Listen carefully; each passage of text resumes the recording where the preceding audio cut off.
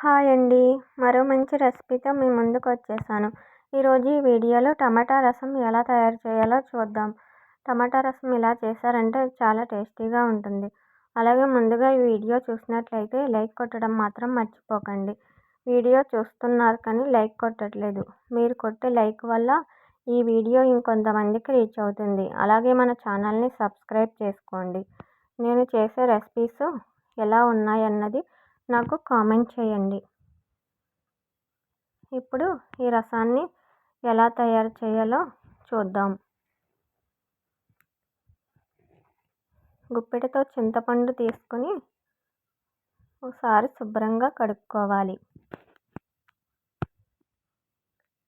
ఇలా శుభ్రంగా కడుక్కున్నాక కొద్దిగా వాటర్ వేసుకొని నానబెట్టుకోవాలి. 5 టమాటాలు తీసుకొని శుభ్రంగా కడుక్కొని ముక్కలుగా కట్ చేసుకోవాలి. ఈ కట్ చేసుకున్న ముక్కలను మిక్సీ జార్లోకి వేసుకొని మెత్తగా మిక్సీ పట్టుకోవాలి. ఇలా మిక్సీ పట్టుకున్న ఈ రసాన్ని ఒక గిన్నెలోకి వేసుకోవాలి. మనం ముందుగా నానబెట్టుకున్న చింతపండు రసాన్ని తీసుకొని ఇందులోకి వేసుకోవాలి.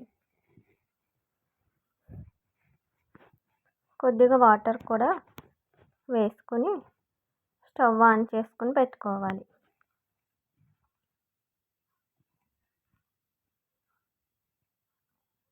ఇప్పుడు ఇందులోకి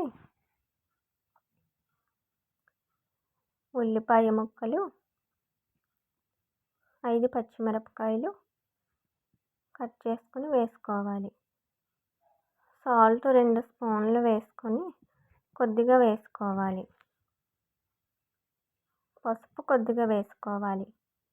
1/2 స్పూన్ కారం వేసుకోవాలి. ఇప్పుడు ఇలా బాగా కలుపుకొని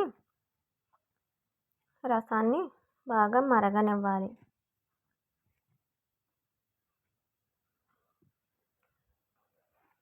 రసం ఇలా మరిగేటప్పుడు ఒకసారి గరిటెతో కలుపుకొని ఇందులోకి 1 స్పూన్ అల్లం వెల్లుల్లి పేస్ట్ వేసుకోవాలి.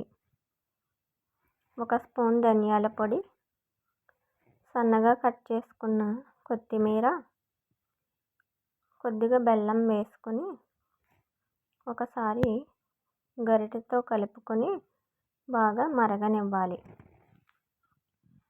టమాటా రసం ఇలా చేశారంటే చాలా టేస్టీగా ఉంటుంది.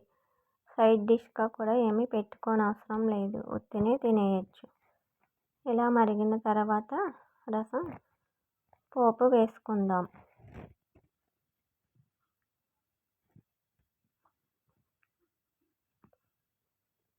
పోపు వేసుకోవడానికి స్టవ్ ఆన్ చేసుకొని ప్యాన్ పెట్టుకొని ఆయిల్ వేసుకోవాలి.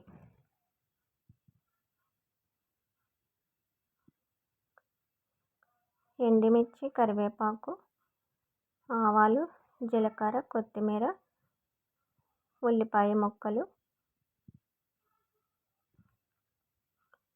ఆయిల్ హీట్ అయిన తర్వాత ముందుగా ఉల్లిపాయ ముక్కలు వేసుకొని కొద్దిగా వేయించుకోవాలి.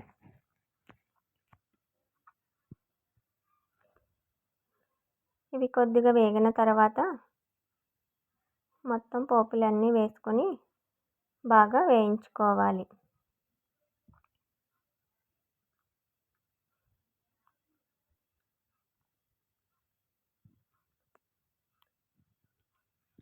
ఇలా బాగా వేయించుకున్నాక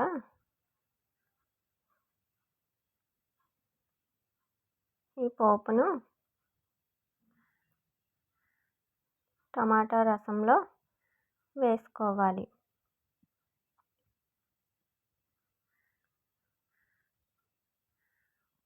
ఇలా వేసుకున్నాక ఒకసారి గరిటెతో కలుపుకొని ఉప్పు సరిపోయిందో లేదో చూసుకొని వేసుకోవాలి.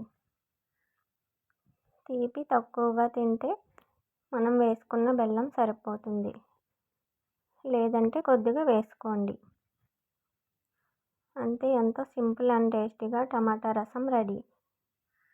టమాటా రసం ఇలా చేశారంటే చాలా టేస్టీగా ఉంటుంది.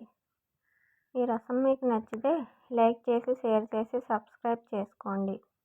అలాగే మీరు ట్రై చేసి ఎలా ఉందో నాకు కామెంట్ చేయండి. వీడియో చూస్తున్నారు కానీ లైక్ కొట్టట్లేదు. అలాగే లైక్ కొట్టడం మాత్రం మర్చిపోకండి. బాయ్.